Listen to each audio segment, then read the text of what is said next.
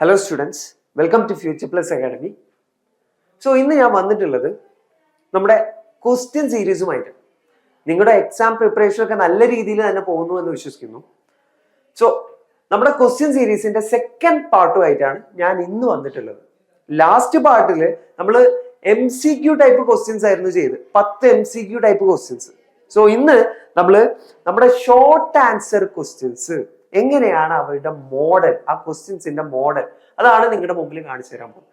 Okay, so നമുക്ക് വേഗത്തിൽ ഓരോരോ ക്വസ്റ്റ്യൻസും പറഞ്ഞു പോകാം. ഓക്കെ, സോ ആദ്യത്തെ ക്വസ്റ്റ്യൻ വെരി ഷോർട്ട് ആൻസറിൽ ഒരു മോഡലായിട്ട് ആദ്യത്തെ ക്വസ്റ്റ്യൻ നോക്കിയേ നിങ്ങൾ. First question, element belonging to group 16 are called. Group 16 periodic ടേബിളിലുള്ള 16ാമത്തെ ഗ്രൂപ്പിനെ നമ്മൾ വിളിക്കുന്ന പേരെന്താണ്? നമ്മൾ ഓരോരോ ഫാമിലിയെയും ഓരോരോ പേരിട്ട് വിളിച്ചിരുന്നു. അതിൽ 16ാമത്തെയും 17ാമത്തെയും 18ാമത്തെയും ഗ്രൂപ്പിനെ നമ്മൾ പ്രത്യേക ഒരു പേര് വിളിച്ചിരുന്നു. ഓക്കെ, അതിൽ ഓപ്ഷൻ തന്നിട്ടുണ്ട് അവിടെ നോക്കാം നമുക്ക്. Option chalcogen, rhombic sulphur, pale blue, diatomic, dioxygen, ozone, oxy acetylene, suffocating, sulphur dioxide. ഇതിൽ നിങ്ങൾ നോക്കിയേ, നമ്മളൊരു കോമൺ സെൻസ് വെച്ചിട്ട് ഇതിൽ ഏതിനായിരിക്കും ഒരു ഫാമിലിയുടെ നെയിം ആവാനുള്ള ചാൻസ് കൂടുതൽ? ആകെ ഒന്നേ ഉള്ളൂ, ഏതാണ്? ചാൽക്കോജൻസ് അല്ലേ? 16ാമത്തെ ഗ്രൂപ്പിനെ നമ്മൾ വിളിച്ചിരുന്നത് ചാൽക്കോജൻസ് എന്നാ. അതേപോലെ 17ാമത്തെ ഗ്രൂപ്പിനെ നമ്മൾ ഒരു പേര് വിളിച്ചിരുന്നു. എന്തായിരുന്നു? ഹാലോജൻസ് എന്നായിരുന്നു വിളിച്ചത്. ഹാലോജൻസ് എന്നായിരുന്നു വിളിച്ചത്. 18ാമത്തെ ഗ്രൂപ്പിനെ നമ്മൾ വിളിച്ചിരുന്ന പേരാണ് ഇനേർട്ട് ഗ്യാസസ്. നമ്മൾ മലയാളത്തിലാണ് എന്തായിരുന്നു വിളിച്ചത്? ഉത്കൃഷ്ടവാതകങ്ങൾ, അലസവാതകങ്ങൾ, അങ്ങനെയൊക്കെ നോബിൾ ഗ്യാസസ് എന്നൊക്കെ ആയിരുന്നു വിളിച്ചത്. ഓക്കെ, സോ 16ാമത്തെ ഗ്രൂപ്പിനെ നമുക്ക് വിളിക്കാവുന്ന പേരാണ് ചാൽക്കോജൻസ് കേട്ടോ, ചാൽക്കോജൻസ്. സോ 16, 17, 18 ഓക്കെ ആണല്ലോ. സോ ഈ ഒരു ക്വസ്റ്റ്യൻ തന്നെ നിങ്ങൾക്ക് 3 ക്വസ്റ്റ്യൻ കിട്ടിയല്ലോ. ഓക്കെ, സോ ആദ്യത്തേത് ഞാൻ ഇവിടെ 1 എന്ന് മാർക്ക് ചെയ്യുന്നു. 1 ഓക്കെ ആണല്ലോ, 1. Okay, chalcogens. ഇനി next, under ordinary condition oxygen exists. Ordinary കണ്ടീഷനിൽ ഓക്സിജൻ എങ്ങനെയാണ് നിലനിൽക്കുന്നത്? നമുക്കറിയാം ഓക്സിജന് എത്ര ഫോമാണുള്ളത്? 2 ഫോമാണുള്ളത്. നമ്മൾ ഏതൊക്കെയാ പഠിച്ച്? ഇതാ O2 ഉണ്ട്, അതേപോലെ ഏതുണ്ട്? O3 ഉണ്ട്. O2 ഉണ്ട്, O3 ഉണ്ട്.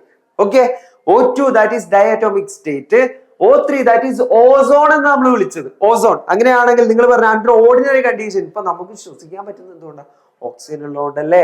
അപ്പൊ ഓർഡിനറി കണ്ടീഷനിൽ oxygen exist as O2 gas, അല്ലെങ്കിൽ നമുക്ക് എന്ത് പറയാം? ഡൈ അറ്റോമിക് ഗ്യാസ് എന്ന് പറയാം. 2 ആറ്റങ്ങൾ ചേർന്നിട്ടല്ലേ ഇവിടെ ഓക്സിജൻ ഉണ്ടായിട്ടുള്ളത്. സോ ഡൈ അറ്റോമിക് ഗ്യാസ് എന്ന് വിളിക്കാം നമുക്ക്. ഓക്കെ, ഇനി മൂന്നാമത്തേത് നോക്കാം. Allotropic form of oxygen is. Allotropic form, ഓക്സിജന്റെ അലോട്രോപ്സ് നമ്മൾ 2 എണ്ണമാ പറഞ്ഞത്. ഏതൊക്കെയായിരുന്നു? ഒന്ന് ഓക്സിജൻ O2, മറ്റൊന്ന് ഏതാ? O3. നോക്കിയാ നിങ്ങൾ, O2 ആൻഡ് O3. നിങ്ങൾക്ക് ക്ലിയർ ആണെന്ന് വിശ്വസിക്കുന്നു. ഇനി next 4th one, that is pure ozone is dash.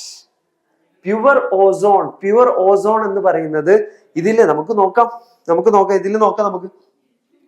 നോക്കിയാൽ നിങ്ങൾ, ചാൽക്കോജൻസ് ഉണ്ട്, റോംബിക് സൾഫർ ഉണ്ട്, പെയിൽ ബ്ലൂ ഉണ്ട്, ഡയറ്റോമിക് ഉണ്ട്, ഡയോക്സിജൻ ഉണ്ട്, ഓക്സി അസറ്റിലീൻ ഉണ്ട്, സഫോക്കേറ്റിംഗ് ഉണ്ട്, സൾഫർ ഡയോക്സൈഡ് ഉണ്ട്. ഇവിടെ പ്യുവർ ഓസോൺ ഈസ് എന്തോ ഒരു ഗ്യാസ്. അങ്ങനെയാണ് നമുക്ക് അവിടെ കളർ ആയിരിക്കില്ല അവർ ഉദ്ദേശിച്ചത് എന്ത് ഗ്യാസ് ആണെന്ന്. ഇവിടെ ഒരു കളർ കൊടുത്തിട്ടുണ്ട്, that is pale blue gas. നമുക്ക് ഓപ്ഷൻ തന്നെ തിരഞ്ഞെടുത്ത് എഴുതാം. ഓക്കെ, നിങ്ങളൊരു കോമൺ സെൻസ് വെച്ച് നിങ്ങൾ ഒരു തവണ മാത്രമാണ് അതിൽ റീഡ് ചെയ്തെങ്കിൽ കൂടിയും ഇതിനുള്ള ആൻസേഴ്സ് 4 മാർക്ക് നിങ്ങൾക്ക് സുഖമായിട്ട് കിട്ടും. ഓക്കെ, ഇതാണ് നമ്മുടെ ഷോർട്ട് ആൻസർ ടൈപ്പിൽ ക്വസ്റ്റ്യൻ. ഇങ്ങനത്തെ മോഡൽ ക്വസ്റ്റ്യൻസ് ആണ് നിങ്ങൾക്ക് വരിക. ഇത് ആദ്യത്തെ ടൈപ്പ് ഓഫ് ക്വസ്റ്റ്യൻ ആണ്. ഇതിൽ 4 സബ് ക്വസ്റ്റ്യൻസ് ആയിട്ടാണ് നിങ്ങൾക്ക് ഉള്ളത്. ഓക്കെ ആണല്ലോ. സോ ആദ്യത്തെ ക്വസ്റ്റ്യൻ കിട്ടി നമുക്ക്. 16ാമത്തെ ഗ്രൂപ്പിനെ നമ്മൾ വിളിക്കുന്ന പേരാണ് ചാൽക്കോജൻസ്. രണ്ടാമത്തെ ക്വസ്റ്റ്യൻ നോക്കിയാൽ നിങ്ങൾ, അണ്ടർ ഓർഡിനറി കണ്ടീഷൻ ഓക്സിജൻ എക്സിസ്റ്റേഴ്സ്. ഇതിൽ നോക്കിയേ, ഓക്സിജൻ ഡയറ്റോമിക് സ്റ്റേറ്റിലല്ലേ നിൽക്കുക. സോ 2ാമത്തെ ക്വസ്റ്റ്യനും കിട്ടി. ഇനി 3ാമത്തെ question, allotropic form of oxygen. ഇത് അലോട്രോപ്പ് ഈ ഓപ്ഷനിൽ വെച്ച് നിങ്ങൾക്ക് തിരഞ്ഞെടുത്ത് സിമ്പിൾ അല്ലേ. നോക്കിയാൽ നിങ്ങൾ, ഡൈ ഓക്സിജൻ ഉണ്ട്, ഓസോൺ ഉണ്ട്, O2 ആൻഡ് O3 സിമ്പിൾ ആയിട്ടുള്ള ക്വസ്റ്റ്യൻ അല്ലേ. ഇനി 4ാമത്തെ ക്വസ്റ്റ്യൻ, പ്യുവർ ഓസോൺ ഈസ് എന്ത് ഗ്യാസ് ആണ്? അങ്ങനെയാണെങ്കിൽ എന്ത് ഗ്യാസ് ആണ്? നിങ്ങൾ ജസ്റ്റ് ഒന്ന് ഓപ്ഷൻ വെച്ച് ഇവിടേക്ക് നോക്കിയേ. പെയിൽ ബ്ലൂ അല്ലേ ഇവിടെ സിമിലർ ആയിട്ട് വരുന്നത്. അങ്ങനെയാണെങ്കിൽ പെയിൽ ബ്ലൂ ഗ്യാസ് അല്ലേ നമ്മുടെ ആൻസർ എന്ന് പറയുന്നത്. സോ 4 ക്വസ്റ്റ്യനും നിങ്ങൾക്ക് ക്ലിയർ ആയെന്ന് വിശ്വസിക്കുന്നു. നമുക്ക് നോക്കാം ആൻസർ ഇതാണോ. Yes, ചാൽക്കോജൻസ്, diatomic, dioxin and ozone, pale blue colour. Okay ആണല്ലോ, പെയിൽ ബ്ലൂ കളർ ആണ് നമ്മുടെ നോർമൽ ആയിട്ടുള്ള ഓക്സിജൻ ഉള്ളത്. ഓക്കെ ആണല്ലോ. ഇനി നമുക്ക് രണ്ടാമത്തെ ക്വസ്റ്റ്യനിലോട്ട് പോവാം. രണ്ടാമത്തെ ക്വസ്റ്റ്യൻ ഒരു കേസ് ക്വസ്റ്റ്യൻ ആണ്. ഓക്കെ, അപ്പം ഈ ഒരു കേസ് എന്താണ് ഈ കേസ് എന്ന് നോക്കാം. നോക്കിയേ നിങ്ങൾ. At a sweet shop in Hyderabad Rishi bought some sweets. ഹൈദരാബാദിലുള്ള ഒരു സ്വീറ്റ് ഷോപ്പില് ഋഷി കുറച്ച് മിഠായി വാങ്ങി. നോക്കാം. He requested the sales boy. അവിടെയുള്ള സെയിൽസ് ബോയിനോട് അവൻ ഒരു റിക്വസ്റ്റ് ചെയ്തു. എന്താ റിക്വസ്റ്റ് ചെയ്തത്? To put the sweets in a polythene bag. ഒരു പോളിത്തീൻ ബാഗില് അവൻ വാങ്ങിയ മിഠായികള് ഒന്ന് അവന് ക്യാരി ചെയ്യാൻ വേണ്ടി, ഈസിലി ക്യാരി ചെയ്യാൻ വേണ്ടി അതിൽ ഇടുവോ എന്ന് ചോദിച്ചു. അപ്പൊ അദ്ദേഹം റെഫ്യൂസ് ചെയ്തു. The sales boy refused to do so. അദ്ദേഹം അത് ചെയ്യില്ല എന്ന് പറഞ്ഞു. Okay, instead he kept the sweet box in a paper bag. അവിടെ ഒരു പ്ലാസ്റ്റിക് കവറിൽ ആ മിഠായികൾ ഇടുന്നതിന് പകരമായിട്ട് അദ്ദേഹം എന്ത് ചെയ്തു? അവിടെ ഉണ്ടായിരുന്ന പേപ്പർ ബാഗിൽ ഈ മിഠായികൾ ഇട്ടു. എന്തുകൊണ്ടായിരിക്കും അത്? നമ്മുടെ ക്വസ്റ്റ്യൻ നോക്കാം. Why did the sales boy refuse to put the sweet box in a polythene bag? എന്തുകൊണ്ടായിരിക്കും? നിങ്ങൾ പഠിച്ച പാഠഭാഗങ്ങളുമായിട്ട് ഈ ഒരു കേസിനെ നിങ്ങളൊന്ന് ചെയ്ത് നോക്കിയേ, നിങ്ങളൊന്ന് ചിന്തിച്ചു നോക്കിയേ. എന്തായിരിക്കും ആൻസർ? നമ്മൾ കെമിസ്ട്രിയിൽ പഠിച്ചിട്ടുണ്ട് ബയോഡിഗ്രേഡബിൾ പോളിമേഴ്സും നോൺ ബയോഡിഗ്രേഡബിൾ പോളിമേഴ്സും ഇല്ലേ? ബയോഡിഗ്രേഡബിൾ പോളിമേഴ്സും നമ്മൾ പഠിച്ചിരുന്നു, നോൺ ബയോഡിഗ്രേഡബിൾ പോളിമേഴ്സും പഠിച്ചിരുന്നു. അതിൽ നമ്മൾ പഠിച്ചിരുന്നു പ്ലാസ്റ്റിക് അല്ലെങ്കിൽ പോളിത്തീൻ ബാഗുകൾ എന്തിൽ വരുന്നതായിരുന്നു? Non biodegradable പോളിമേഴ്സിൽ വരുന്നതായിരുന്നു. എന്തായിരുന്നു നോൺ ബയോഡിഗ്രേഡബിൾ പോളിമേഴ്സ്?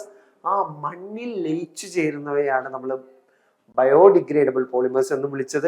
അതേപോലെ മണ്ണിൽ ലയിക്കാത്തവയെ നമ്മൾ വിളിച്ച പേരാണ് എന്ത്? Non biodegradable polymers. ക്ലിയർ ആണെന്ന് വിശ്വസിക്കുന്നു. നോക്കിയാൽ നിങ്ങൾ. അങ്ങനെയാണെങ്കിൽ നമുക്ക് എഴുതിക്കൂടെ? Why did the sales boy refuse to put the sweet box in a polythene bag? Because polythene bag is a non-biodegradable polymer. അങ്ങനെ പറഞ്ഞോടെ നിങ്ങൾക്ക്. Because polythene bag is a non-biodegradable polymer. Clear ആണെന്ന് വിശ്വസിക്കുന്നു. ഇനി give a use of biodegradable polymers. Give a use of biodegradable polymer. Biodegradable polymers-ന് ഒരു example പറഞ്ഞാൽ നിങ്ങൾ. Example പറഞ്ഞേ ഏതാ? നിങ്ങൾ പറഞ്ഞ ബയോഡിഗ്രേഡബിൾ പോളിമേഴ്സിന് അതെന്തോ മണ്ണിൽ ലയിച്ചു ചേരും. അങ്ങനെയാണെങ്കിൽ എക്കണോമിക് ഫ്രണ്ട്ലി, നമ്മുടെ എക്കോ ഫ്രണ്ട്ലി ആയിട്ടാണ് വരിക. ഓക്കെ, സോ ബയോഡിഗ്രേഡബിൾ പോളിമേഴ്സ് മണ്ണിൽ ലയിച്ചു വരുന്നു. ഓക്കെ, നോൺ ബയോഡിഗ്രേഡബിളോ? They will not degrade under the soil. Clear ആണെന്ന് വിശ്വസിക്കുന്നു. ഇങ്ങനെയുള്ള ക്വസ്റ്റ്യൻസ് ആണ് നമുക്ക് കേസ് ക്വസ്റ്റ്യൻസിൽ വരിക. ഓക്കെ ആണല്ലോ. ഇതും ഷോർട്ട് ആൻസർ ടൈപ്പ് ക്വസ്റ്റ്യൻസിൽ വരുന്നതാണ്. നോക്കാം നമുക്ക്. ഓക്കെ, ഇതാ ആൻസേഴ്സ്. ഇതാ polythene is banned because of being non degradable, non biodegradable കാരണം കൊണ്ടാണ്. പിന്നെ biodegradable polymers is used in packaging. നമ്മൾ പാക്കേജിംഗിൽ ഉപയോഗിക്കുന്നുണ്ട് biodegradable polymers. Paper bag best example ആണ്. ഓക്കെ, അങ്ങനെയാണെങ്കിൽ മൂന്നാമത്തെ ക്വസ്റ്റ്യനിലോട്ട് പോകാം. That is right true for the correct statement and false for the incorrect statement. ഇവിടെ കറക്റ്റ് സ്റ്റേറ്റ്മെന്റ് നമ്മൾ എന്ത് ചെയ്യണം? ട്രൂ എന്ന് ടി അല്ലെങ്കിൽ ടി എന്ന് നമ്മൾ എഴുതണം. അതേപോലെ ഫോൾസ് സ്റ്റേറ്റ്മെന്റ് നമ്മൾ എഫ് എന്ന് എഴുതണം. ഓക്കെ ആണല്ലോ. നോക്കാം. An element, first question, an element is a pure substance that contain only one type of atom. നിങ്ങൾ നോക്കി, നമ്മൾ മൂലകങ്ങൾ പറഞ്ഞ സമയത്ത്, മൂലകങ്ങൾ അല്ലെങ്കിൽ എലമെന്റ്സ് പറഞ്ഞ സമയത്ത് എലമെന്റ്സിൽ എല്ലാത്തിലും സിമിലർ ആയിട്ടുള്ള ആറ്റംസ് ആണെന്ന് നമ്മൾ പറഞ്ഞു. ഓക്കെ, ഇപ്പൊ നമ്മൾ പീരിയോഡിക് ടേബിളിൽ പഠിച്ച ആളുകളൊക്കെ എന്താണ്? മൂലകങ്ങളാണ്, എലമെന്റ്സ് ആണ്. Hydrogen, helium, lithium, beryllium, boron ആരാണെങ്കിലും അതിലൊക്കെ ഇപ്പൊ ഞാൻ സപ്പോസ് ഒരു സോഡിയം എന്ന എലമെന്റ് ഞാൻ എടുക്കുകയാണ്. സോഡിയം 11ാമത്തെ മൂലകമാണ്. ഓക്കെ, ഈ മൂലകത്തിൽ നമ്മൾ നോക്കുകയാണെങ്കിൽ ഞാനിങ്ങനെ സൂം ചെയ്ത് ഉള്ളിലേക്ക് പോവുകയാണെങ്കിൽ ഈ സോഡിയത്തിനുള്ളിൽ ആരുണ്ടാവും? ആറ്റംസ് ഉണ്ടാവും. ഈ ആറ്റംസ് ഒക്കെ സിമിലർ ആയിട്ടുള്ള ആളുകളായിരിക്കും. ഓക്കെ, ഈ ആറ്റംസ് ഒക്കെ എന്തായിരിക്കും?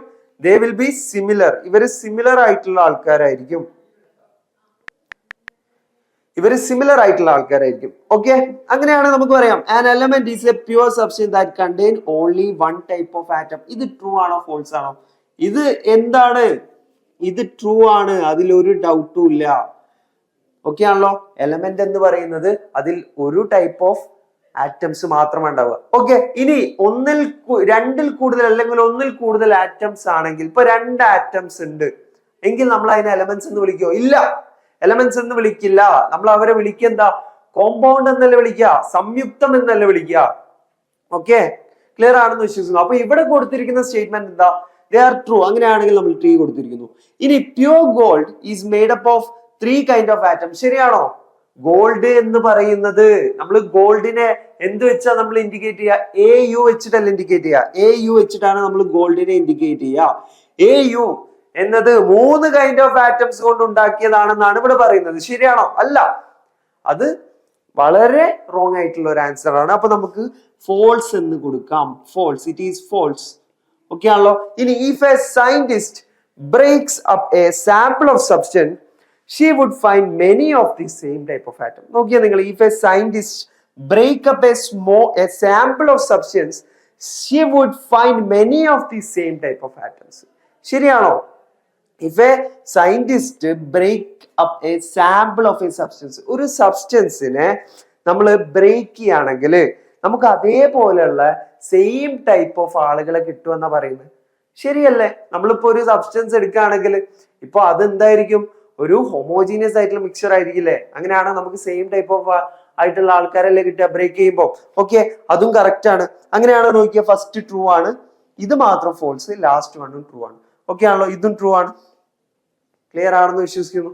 അങ്ങനെയാണെങ്കിൽ നമുക്ക് 4ാമത്തെ ക്വസ്റ്റ്യനിലോട്ട് പോവാം. ഓക്കെ, 4ാമത്തെ ക്വസ്റ്റ്യൻ നോക്കിയാൽ നിങ്ങൾ, why do detergents work well in hard water? Okay, പിന്നെ name the compound added to a given antiseptic property to a soap. നോക്കാം, ആദ്യത്തെ ക്വസ്റ്റ്യൻ നോക്കിയാൽ നിങ്ങൾ, ഡിറ്റർജൻസ് എന്തിനാ നമ്മൾ യൂസ് ചെയ്യുക? ക്ലോത്ത്സ് ഒക്കെ വാഷ് ചെയ്യാൻ വേണ്ടിയിട്ട് യൂസ് ചെയ്യുക. ഇനി ഇവിടെ നിങ്ങൾ ഹാർഡ് വാട്ടർ, നിങ്ങൾ എല്ലാവർക്കും പരിചയമുള്ള ഒരു വാക്കാണെന്ന് വിശ്വസിക്കുന്നു. ഹാർഡ് വാട്ടർ എന്ന് പറഞ്ഞാൽ എന്താ? ഒന്നുമില്ല. നമ്മൾ ഹാർഡ് വാട്ടർ എന്ന് പറയുമ്പോൾ, സോഫ്റ്റ് വാട്ടർ എന്ന് പറയുമ്പോൾ നോർമൽ ആയിട്ടുള്ള വാട്ടർ ആണ് നമ്മൾ സോഫ്റ്റ്. ഹാർഡ് വാട്ടർ എന്ന് പറയുമ്പോൾ നമ്മൾ ഇപ്പം ഡിറ്റർജൻസിന് പകരം നമ്മളിപ്പോ സോപ്പ് യൂസ് ചെയ്യില്ലേ? നോർമൽ സോപ്പ് യൂസ് ചെയ്യുന്ന സമയത്ത് നമുക്ക് ഫ്രോത്ത് കിട്ടുന്നില്ലെങ്കിൽ അതെന്തായിരിക്കും? ഹാർഡ് വാട്ടേഴ്സ് ആയിരിക്കും.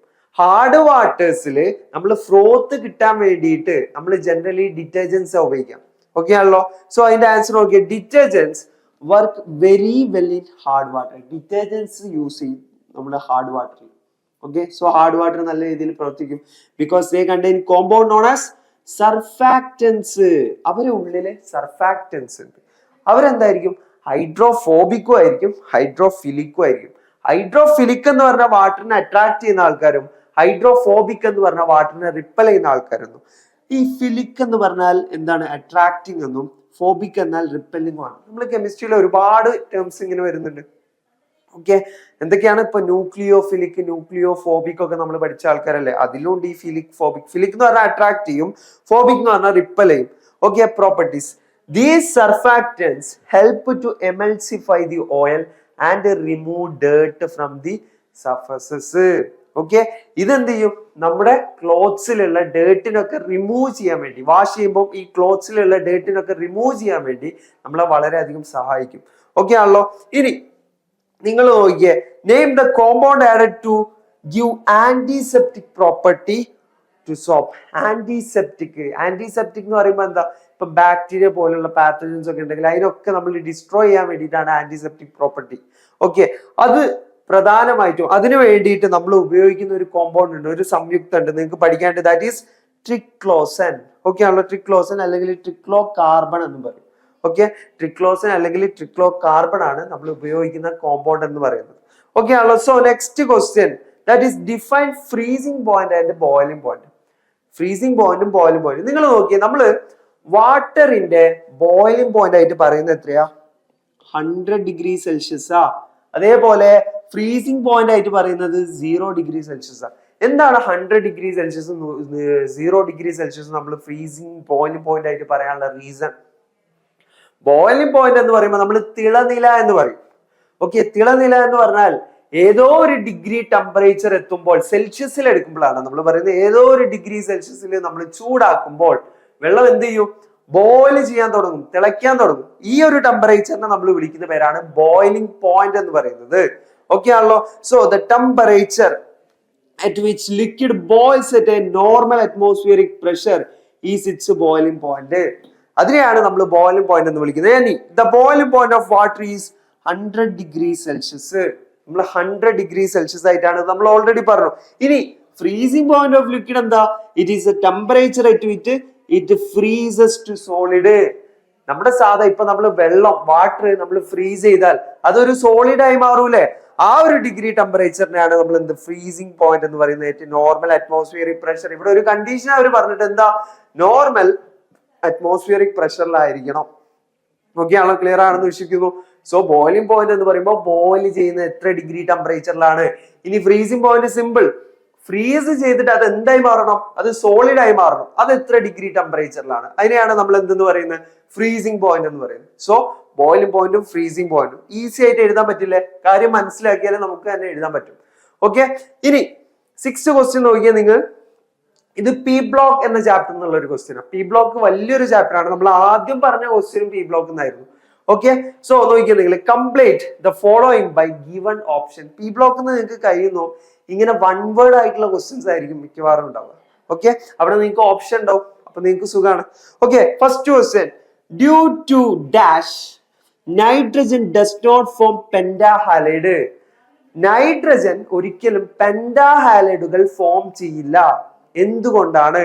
നിങ്ങൾ നോക്കിയാൽ, നിങ്ങൾ ഫോസ്ഫറസ് ഒക്കെ പെന്റാഹാലൈഡുകൾ നമ്മൾ പഠിച്ചിട്ടുണ്ട് പി ബ്ലോക്ക് എന്ന ചാപ്റ്ററിൽ. ഇപ്പൊ ഫോസ്ഫറസ് പെന്റാഫ്ലൂറൈഡ്, ഫോസ്ഫറസ് പെന്റാക്ലോറൈഡ് ഒക്കെ നമ്മൾ പഠിച്ചിട്ടുണ്ട്. പക്ഷെ നൈട്രജൻ നമ്മൾ അങ്ങനെ പഠിച്ചിട്ടില്ല. നൈട്രജൻ നമ്മൾ പഠിച്ച് ഇപ്പം NF3 പഠിച്ചിട്ടുണ്ട്. ഓക്കെ, NF3 എന്ന് പറയുമ്പോൾ ട്രൈ ഹാലൈഡ്സ് നമ്മൾ നൈട്രജൻ പറഞ്ഞത്. എന്തുകൊണ്ടാണ് റീസൺ? ഒന്നുമില്ല. നൈട്രജൻ എന്ന് പറയുമ്പോൾ അതിന്റെ ഇലക്ട്രോണിക് കോൺഫിഗറേഷൻ നമ്മൾ എഴുതാണ്. നൈട്രജൻ എത്രാമത്തെ മൂലകം? നൈട്രജൻ 7ാമത്തെ മൂലകമാണ്. അങ്ങനെയാണെങ്കിൽ 1s2 2s2 2p എന്താ വരിക? 2p3 എന്താ വരിക?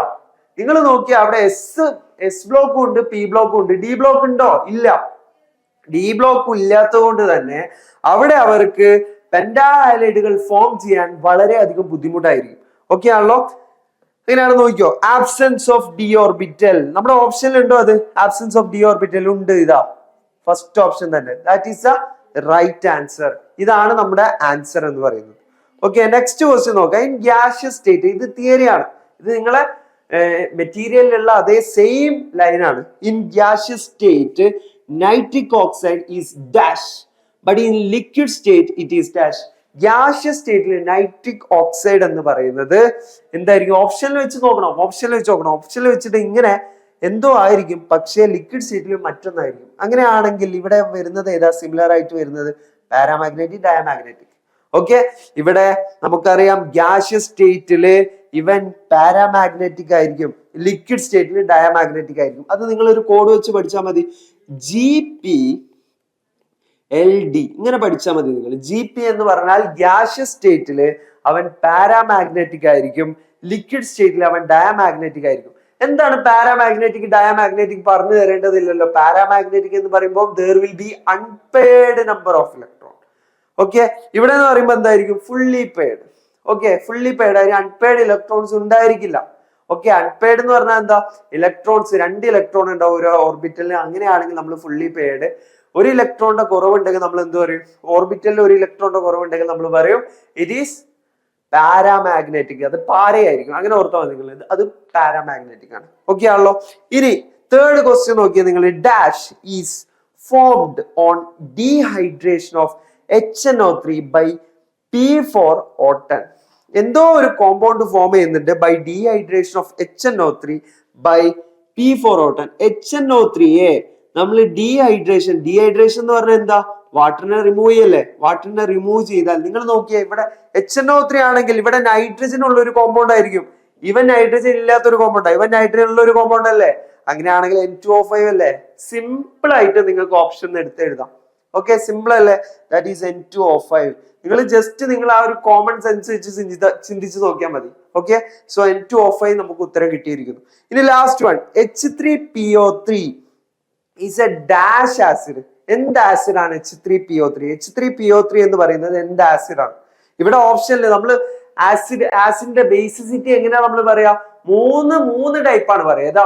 Monobasic, dibasic, tribasic. Monobasic, dibasic and tribasic. Okay, ഇവിടെ ഓപ്ഷനിൽ നമുക്ക് ഡൈബേസിക് മാത്രമേ ഉള്ളൂ. മോണോബേസിക്കും ഡൈബേസിക്കും ഉണ്ടെങ്കിൽ പിന്നെയും കൺഫ്യൂഷൻ വരായിരുന്നു. ഇവിടെ ആകെ ഉള്ളത് ഏത് മാത്രമാണ്? ഡൈബേസിക് മാത്രമാണ്. സിമ്പിൾ അല്ലേ?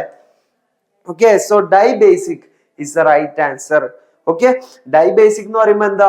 നമ്മൾ വെള്ളത്തിൽ ഡിസോൾവ് ചെയ്താൽ 2 OH മൈനസിനെ പുറത്തു വിടാൻ കഴിവുള്ള ആളുകളെയാണ് നമ്മൾ എന്തെന്ന് പറയാ? ഡൈബേസിക് എന്ന് പറയാം. So it is A dibasic acid. H3PO3 എന്ന് പറയുന്നത് ഡൈബേസിക് ആസിഡാ. നമ്മൾ ഓരോരോ ഫോസ്ഫോറിക് ആസിഡ്, നമ്മൾ ഫോസ്ഫറസിന്റെ ഓരോരോ ആളുകളെ കുറിച്ചും ഒരു ടേബിൾ ആയിട്ട് പഠിച്ചിട്ടുണ്ട്. അത് നിങ്ങൾ വൃത്തിക്ക് വീണ്ടും വീണ്ടും റിപ്പീറ്റ് ചെയ്ത് പഠിക്കണം. ഓക്കെ ആണല്ലോ? ഏതൊക്കെയാണ് ഡൈബേസിക്, ഏതൊക്കെയാണ് മോണോബേസിക്, ഏതൊക്കെയാണ് ട്രൈബേസിക്, അതൊക്കെ നിങ്ങൾ ഓർത്തു വെക്കണം. ഓക്കെ ആണല്ലോ? സോ നമ്മള് 7th ക്വസ്റ്റ്യനിലോട്ട് പോവാം.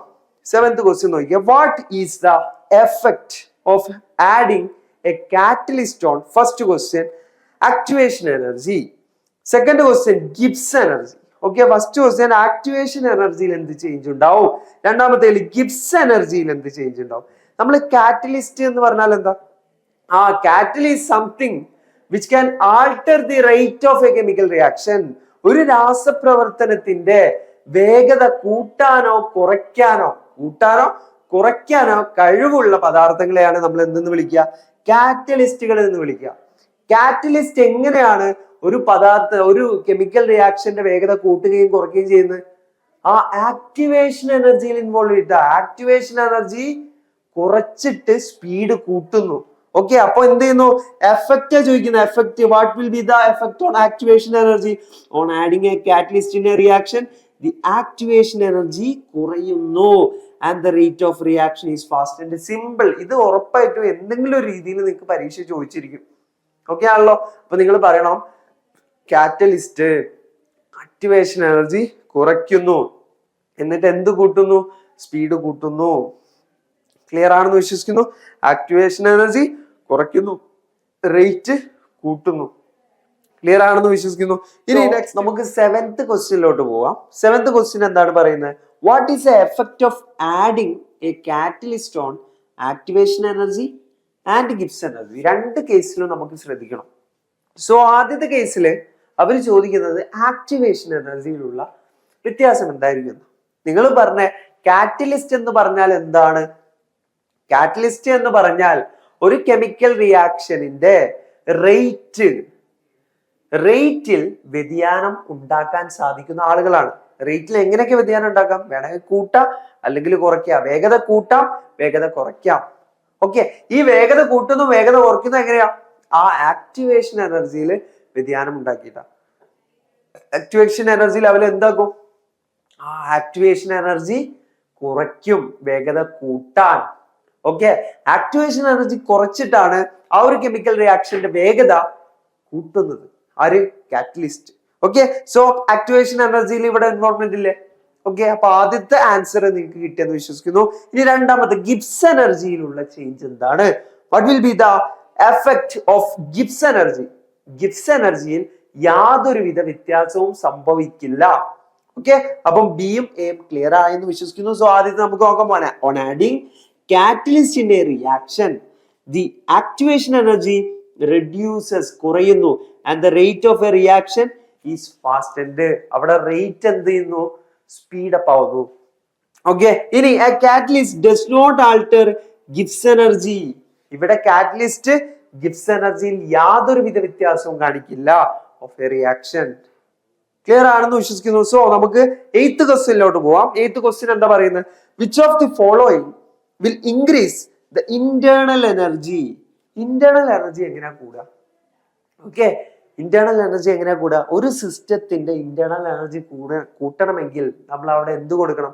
ഹീറ്റ് കൊടുക്കണം.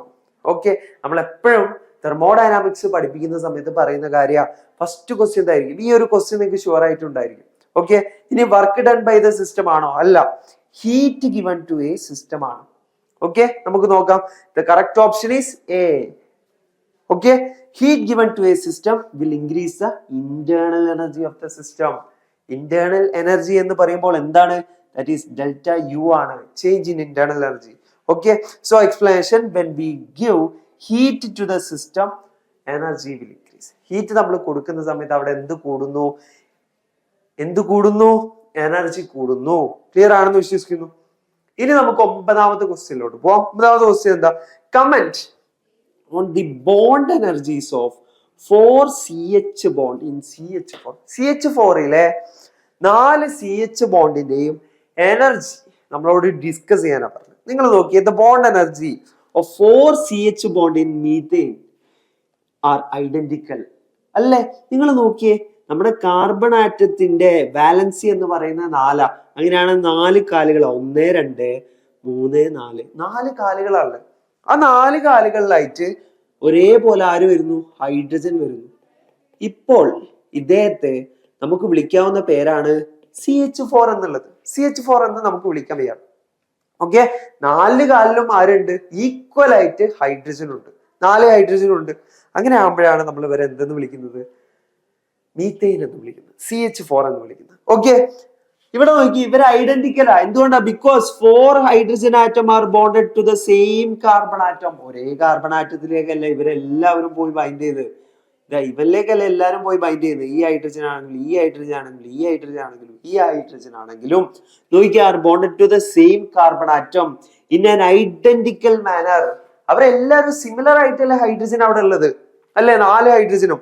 In methane each carbon hydrogen bond is a single covalent bond. ഇവിടെ ഓരോന്നും ഓരോരോ കോവാലന്റ് ബോണ്ടാണ്. ഇതൊരു കോവാലന്റ് ബോണ്ടാണ്, ഇതൊരു കോവാലന്റ് ബോണ്ടാണ്, ഇതൊരു കോവാലന്റ് ബോണ്ടാണ്, ഇതൊരു കോവാലന്റ് ബോണ്ട്. മൊത്തം എത്ര കോവാലന്റ് ബോണ്ടാണ്? 4 covalent bond. ഐഡന്റിക്കൽ ആണ്. എന്തുകൊണ്ടാണ്? ഒരേ കാർബൺ ആറ്റത്തിലാണ് ഈക്വലി അവിടെ ഹൈഡ്രജൻ ബോണ്ട് ഫോം ചെയ്യുന്നത്. ഓക്കെ ആണല്ലോ. ഇനി in methane each carbon hydrogen bond is a single covalent bond where one pair of the electron is shared between the carbon and hydrogen atom. Okay, in methane each carbon hydrogen bond is a single covalent bond. ഇവിടെ single covalent bond where one pair of electron is shared between the carbon and hydrogen. അത് ഞാൻ നിങ്ങൾക്ക് പറഞ്ഞുതരാം, അതായിരിക്കും നിങ്ങൾക്ക് doubt വരിക. ഇവിടെ carbon എന്ന് പറയുമ്പോൾ വാലൻസി എന്ന് പറയുമ്പോൾ ഇങ്ങനെയല്ല നമ്മൾ കാണിക്കുക, നമ്മൾ ബോണ്ട് കാണിക്കാതെ തന്നെ. ഓക്കെ, സോ ഹൈഡ്രജൻ ഇവിടെ ഉണ്ടാവും. ഹൈഡ്രജനും ഒരു ഇലക്ട്രോൺ കൊടുക്കുന്നു, ഇവിടെയും ഒരു ഇലക്ട്രോൺ കൊടുക്കുന്നു, ഇവിടെയും ഒരു ഇലക്ട്രോൺ കൊടുക്കുന്നു, ഇവിടെയും ഒരു ഇലക്ട്രോൺ കൊടുക്കുന്നു. ഈ ഒരു പെയർ ഇലക്ട്രോൺ ചേർന്നിട്ടല്ലേ നമ്മൾ എന്തായി പറയുന്നത്? ഒരു ബോണ്ടായി പറയുന്നത്. 1 2 3 4. ഓക്കെ, 1 2 3 4. ഓക്കെ, ഇങ്ങനെയാണ് നമ്മൾ ഐഡന്റിക്കൽ ആയിട്ടുള്ള 4 കോവാലന്റ് ബോണ്ട് ആയിട്ട് പറയുന്നത്. ക്ലിയർ ആണെന്ന് വിശ്വസിക്കുന്നു. ഓക്കെ ആണല്ലോ. ഇങ്ങനെയാണ് നമ്മുടെ 4 CH ബോണ്ട് വരുന്നത്. ഓക്കെ, ലാസ്റ്റ് പോയിന്റ് ക്ലിയർ ആണെന്ന് വിശ്വസിക്കുന്നു. വേർ വൺ പെയർ, ഇതുണ്ടോ 1 പെയർ, 2 ഇലക്ട്രോണുകളെയാണ് നമ്മൾ 1 പെയർ എന്ന് വിളിക്കുന്നത്. ഓക്കെ, ഈ 1 പെയർ 4 എണ്ണം ഉണ്ട്. അങ്ങനെയാണ് നമ്മൾ 4 കാലുകളായിട്ട് പറയുന്നത്. Is shared between the carbon and hydrogen atom. കാർബണിന്റെയും ഹൈഡ്രജന്റെയും ഇടയിലായിട്ടാണ് ഇലക്ട്രോൺ. ക്ലിയർ ആണെന്ന് വിശ്വസിക്കുന്നു. ഇനി 10ാമത്തെ ക്വസ്റ്റ്യൻ നോക്കാം. 10ാമത്തെ ക്വസ്റ്റ്യൻ നമ്മുടെ ലാസ്റ്റ് ക്വസ്റ്റ്യൻ ആണ്. നോക്കിയേ, draw the structure of XeF2 molecule. എപ്പോഴും ചോദിക്കുന്ന ക്സിനോൺ വെച്ചിട്ടുള്ള ഒരു സ്ട്രക്ചർ XeF2 ആയിരിക്കും പലപ്പോഴും ചോദിക്കുന്നത്. നിങ്ങൾക്ക് നോക്കിയേ, എവിടെയാണെങ്കിലും നിങ്ങൾ നോക്കണം. Xe എന്ന് പറയുമ്പോൾ ആരാണ്? അവൻ എന്താണ്? ഒരു നോബിൾ ഗ്യാസ് ആണ്. അത് നിങ്ങൾ ആദ്യം ശ്രദ്ധിക്കണം. ക്സെനോൺ എന്ന് പറയുമ്പോൾ ഒരു നോബിൾ ഗ്യാസ്. അപ്പൊ അവന്റെ ചുറ്റും എത്ര ഇലക്ട്രോൺ ഉണ്ടാവും? 8 ഇലക്ട്രോണുകൾ ഉണ്ടാവും. ഓക്കെ ആണല്ലോ. 8 ഇലക്ട്രോണുകൾ ആണെങ്കിൽ നിങ്ങൾ നോക്കിയേ, ഇവിടെ നമ്മള് ക്സിനോൺ വരയ്ക്കുന്നു. ക്സിനോൺ വരച്ചിട്ട് നമ്മൾ ഫ്ലൂറിൻ എത്ര എണ്ണം അവിടെ എടുക്കണ്ടേ? 2 ഫ്ലൂറിൻ എടുക്കണ്ടേ. 2 ഫ്ലൂറിൻ 2 ബോണ്ട് ഫോം ചെയ്യാൻ എത്ര ഇലക്ട്രോൺ വേണം? ഒരു ഫ്ലൂറിൻ 1 ഇലക്ട്രോൺ കൊടുക്കുന്നു, ഒരു ക്സിനോൺ 1 ഇലക്ട്രോൺ കൊടുക്കുന്നു. അങ്ങനെയാണ് നിങ്ങൾ നോക്കിയേ, 2 സൈഡിലും ഫ്ലൂറിൻ ഫോം ചെയ്ത് ഒരു ലീനിയർ ഷേപ്പുള്ള ഒരു സ്ട്രക്ചർ നമുക്ക് ഇവിടെ ലഭിക്കില്ലേ? നിങ്ങൾ നോക്കിയേ, ഇപ്പം ക്സിനോൺ എന്ന് പറയുമ്പോൾ അവിടെ എത്ര ഇലക്ട്രോൺസ് ഉള്ളത്? ഇങ്ങനെയാണ് ഇലക്ട്രോൺസ് വരിക. 1 2 3 4 5 6 7 8. ഓക്കെ, അപ്പൊ ക്സിനോൺ 8 ഇലക്ട്രോൺ ഉണ്ട്. That is 4 pair of electron ഉണ്ട്. അതില്ലേ നമ്മൾ എന്ത് ചെയ്യുന്നു? ഒരു പെയർ ഓഫ് ഇലക്ട്രോൺ എടുത്ത് ഇവിടെയും സപ്ലൈ ചെയ്യുന്നു, ഒരു പെയർ ഓഫ് ഇലക്ട്രോൺ എടുത്ത് ഇവിടെയും സപ്ലൈ ചെയ്യുന്നു. ഓക്കെ ആണല്ലോ. ഇത് എങ്ങനെയാണ് വരിക ബോണ്ട്? ഓക്കെ, ക്ലിയർ ആണെന്ന് വിശ്വസിക്കുന്നു. മറ്റേത് ഇവിടെ എങ്ങനെ നിൽക്കും? ഓക്കെ, ഇതാണ് നമ്മൾ കൺസിഡർ ചെയ്യുന്നത്. എന്ത് സ്ട്രക്ചർ നമുക്ക് കിട്ടുന്നത്? ഒരു ലീനിയർ സ്ട്രക്ചർ അല്ല നമുക്ക് ലഭിക്കുന്നത്. ഓക്കെ, ഇവിടെ ഒരു ലീനിയർ സ്ട്രക്ചർ അല്ല നമുക്ക് ലഭിക്കുന്നത്. സിമ്പിൾ ആയിട്ടുള്ള ഒരു സ്ട്രക്ചറാണ് ക്സിനോണിന്റെ സ്ട്രക്ചർ. ഓക്കെ, അപ്പൊ ബാക്കിയുള്ള ആളുകൾ ഇതാ ഇങ്ങനെ അലൈൻ ചെയ്യും. ഓക്കെ, ഇത് കാണിക്കുന്ന എത്ര? ഇത് ഒരു pair electron, 1 pair of electron. ഇതോ 1 പെയർ, ഇതോ 1 pair of electron, 1 pair of electron. 1 pair എന്ന് പറഞ്ഞാൽ എത്രയാ? 1 പെയർ മീൻസ് 1 പെയർ മീൻസ് എത്രയാ? 2 ഇലക്ട്രോൺസ്. 2 ഇലക്ട്രോൺസ് ആണ് നമ്മൾ പറയുന്നത്. ഒരു പെയർ ആയിട്ട് നമ്മൾ 2 ഇലക്ട്രോൺസ് ആണ് പറയുന്നത്. ഇങ്ങനെയാണ്. ഇപ്പൊ നിങ്ങൾക്ക് ഇനിയിപ്പോ ഇത് ബുദ്ധിമുട്ടാണെങ്കിൽ കൂടിയും നിങ്ങളിതാ സിനോൺ XeF2ന്റെ സ്ട്രക്ചർ എന്ന് പറയുന്നത് നിങ്ങൾ എന്താണെന്ന് പഠിക്കണം? ലീനിയർ സ്ട്രക്ചർ ആണെന്ന കാര്യം നിങ്ങൾ പഠിച്ചിരിക്കണം. ഓക്കെ, XeF2യുടെ സ്ട്രക്ചർ എന്ന് പറയുന്നത് ലീനിയർ ആണ്. നിങ്ങൾക്ക് അത് വൺ വേർഡ് ആയിട്ട് ചോദിക്കാം, മാച്ച് ദ ഫോളോയിങ് ആയിട്ട് ചോദിക്കാം. ഇപ്പൊ നോക്കിയാൽ നിങ്ങൾ ഡ്രോ ദ സ്ട്രക്ചർ എന്ന് പറഞ്ഞ് ചോദിച്ചില്ലേ? ഓക്കെ, അപ്പൊ ക്സിനോൺ ആദ്യം നിങ്ങൾ അറിഞ്ഞിരിക്കേണ്ട കാര്യം, ക്സിനോൺ എന്ന് പറയുന്നത് എന്ത് ഗ്യാസാ? അവനൊരു നോബിൾ ഗ്യാസാ. നോബിൾ ഗ്യാസ് ആണെങ്കിൽ അവന് എത്ര ഇലക്ട്രോൺ ഉണ്ടാവും? അവന് ചുറ്റും 8 ഇലക്ട്രോൺ ഉണ്ടാവും. കാരണം എന്താ? അവന്റെ ഒക്ടക്റ്റ് കംപ്ലീറ്റ് ആണ്. ഈ ഒരു കാര്യങ്ങളൊക്കെ അറിഞ്ഞാലേ ഉള്ളൂ നമ്മൾ അവിടേക്ക് എത്തുള്ളൂ. അത് നമ്മൾ ക്സിനോൺ എവിടെയാണെന്ന് അറിയണം, എത്രാമത്തെ ഗ്രൂപ്പാന്ന് അറിയണം. നമ്മൾ അറിഞ്ഞു ഏത് ഗ്രൂപ്പാ?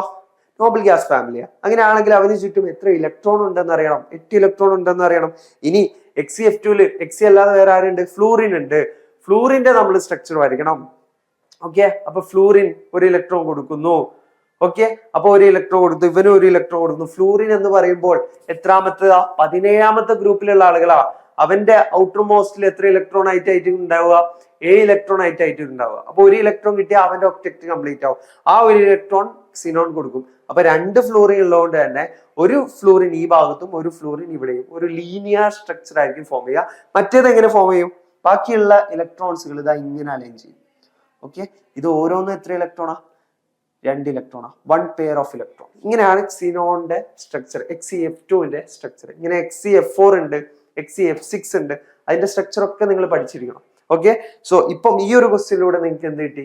XeF2ന്റെ സ്ട്രക്ചർ എന്ന് പറയുന്നത് ലീനിയർ സ്ട്രക്ചർ ആണെന്ന് നിങ്ങൾക്ക് കിട്ടി. ഇതൊരിക്കലും നിങ്ങൾ മറക്കരുത്. ഓക്കെ, സോ നമ്മൾ ഈ 10 ക്വസ്റ്റ്യനും നിങ്ങൾക്ക് കാണിച്ചു തന്നിട്ടുള്ള എന്തിനാ? ഇതേ ക്വസ്റ്റ്യൻ തന്നെ നിങ്ങൾക്ക് പരീക്ഷയ്ക്ക് ചോദിക്കും എന്നുള്ളതല്ല, നിങ്ങൾക്ക് ഈ ഒരു മോഡൽ നിങ്ങൾക്ക് എങ്ങനെയാണ് എക്സാം ചോദിക്കുക, എങ്ങനെയാണ് നിങ്ങളെ പരീക്ഷ പേപ്പറിന്റെ മോഡൽ എന്ന് കാണിച്ചു തരാൻ പറ്റുക. ഓക്കെ, ആദ്യത്തെ സെക്ഷനിൽ നമ്മൾ എന്ത് പറഞ്ഞു?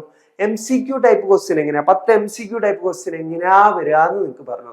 ഓക്കെ, അത് നിങ്ങൾക്ക് നല്ല രീതിയിൽ ഐഡിയ കിട്ടിയെന്ന് വിശ്വസിക്കുന്നു. ഇപ്പം very short answer type questions 4 മാർക്സിന്റെ ക്വസ്റ്റ്യൻസ് ആയിട്ടായിരിക്കും വരും, 3 മാർക്കിന്റെ ക്വസ്റ്റ്യൻസ് ആയിരിക്കും. ഓക്കെ, അപ്പം നിങ്ങൾക്ക് എല്ലാവർക്കും ക്ലിയർ ആയെന്ന് വിശ്വസിക്കുന്നു. സോ നല്ല രീതിയിൽ നിങ്ങളെ പ്രിപ്പറേഷൻ നിങ്ങൾ കൊണ്ടുപോകാം. Okay, so thank you guys.